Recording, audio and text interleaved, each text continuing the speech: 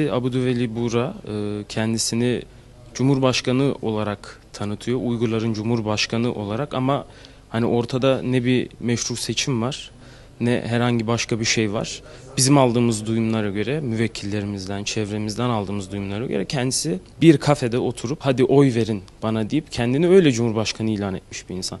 Bu kişinin şizofreni olduğuna dair çok ciddi iddialar var. Kendisinin insanları dolandırdığına dair ciddi emareler var.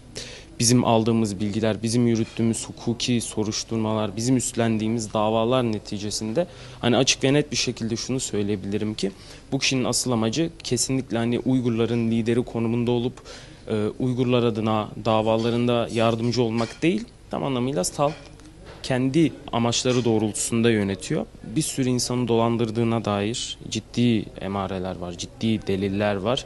Bununla alakalı biz hukuki süreçleri başlatıyoruz zaten. Gereken bütün hukuki süreç kat edildikten sonra adaletin yerini bulacağına inanıyorum. Buradan da Uygur vatandaşlarımıza çağrım hiçbir şekilde bu şahsa inanmamaları ve bu şahsla alakalı olan oluşumlarda herhangi bir rol üstlenmemeleri.